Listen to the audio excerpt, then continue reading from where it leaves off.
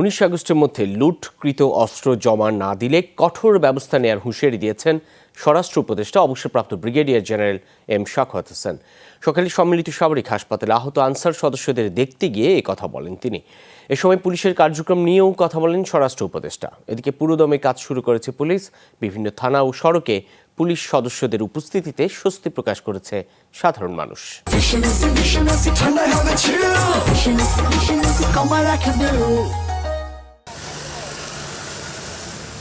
সপ্তাহখানেক পর পুরনো চেহারা রাজধানীর বিভিন্ন মোড়ে মোড়ে ট্রাফিক পুলিশের সরব উপস্থিতি। শিক্ষার্থীদের সঙ্গে নিয়ে সড়কের শৃঙ্খলা রক্ষায় ব্যস্ত ভীষণ। সড়কে ট্রাফিক পুলিশের উপস্থিতিতে যেন হাঁপ ছেড়েছেন সাধারণ মানুষ। নির্দেশনা মেলে কাজে যোগ দিলেও এখনও খানিকটা শঙ্কা আছে পুলিশ সদস্যদের মধ্যে। তবে শিক্ষার্থী জনতার সহযোগিতায় পরিবর্তিত পরিস্থিতির সঙ্গে দ্রুতই মানিয়ে নেওয়ার আশা তাদের। আমি আশা করি তারা আবার ভালো হয়ে যাবে, সঠিকভাবে চলাফেরা করবে, এটা আমি বিশ্বাস করি। পুলিশ আর ট্রাফিক যে মতো আসবে না সেই মতো শান্তি শৃঙ্খলা পাবো না আমরা।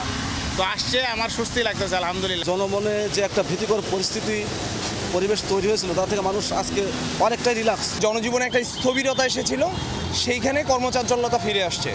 আমরাও হ্যাপি, কাজ করছি, সকলে যাচ্ছে, অনেকে থামস দিচ্ছে, অনেকে স্যালুট দিচ্ছে, অনেকে বলছে আপনারা আসছেন, ওয়েলকাম ব্যাক। এই যে অ্যাপ্রিসিয়েশনটা, এটা মোরাল হাই করে দিচ্ছে। ট্রাফিকের আগে থানায় থানায় যোগ দিয়েছেন পুলিশ সদস্যরা, যদিও পরিস্থিতি স্বাভাবিক হতে কিছুটা সময় লাগবে বলে মনে করেন তারা। সকালে বৈষম্য বিরোধী আন্দোলনে আহত আনসার সদস্যদের দেখতে সম্মিলিত সামরিক হাসপাতালে যান স্বরাষ্ট্র উপদেষ্টা। পরে গণমাধ্যমের সঙ্গে কথা বলেন তিনি। জানান, বাহিনীর সদস্যদের ইচ্ছাতেই বদলে যাচ্ছে পুলিশের পোশাক, মনোগ্রাম। এ সময় লুট হওয়া অস্ত্র ফিরিয়ে দিতে 7 দিনের সময় বেঁধে দেন স্বরাষ্ট্র উপদেষ্টা। যাদের হাতে এই আনঅথরাইজড ওয়েপন আছে, আগামী 7 দিনের মধ্যে তারা নির্দিষ্ট থানায় জমা দেবেন। যদি জমা না দেন তাহলে দুইটা চার্জ লাগবে। একটা হচ্ছে অবৈধ ওয়েপন, আর একটা হচ্ছে সরকারি নিষিদ্ধ ওয়েপন আপনাদের হাতে। সেটার জন্য আন্তর্জাতিক আদালতও যাওয়া যেতে পারে যে একটু কোথা থেকে পেয়েছেন। This is known as prohibited board. গণ অভ্যুত্থান ঘিরে নিহত প্রতিটি হতাহতের ঘটনা নিবিড়ভাবে তদন্ত করা হবে বলেও জানান ব্রিগেডিয়ার শাখাওয়াত। শুধু কমিটি না, আন্তর্জাতিক পর্যায়েও আমাদের সাহায্য চাইতে হবে যে এই ঘটনাটা কেন ঘটলো বাংলাদেশে।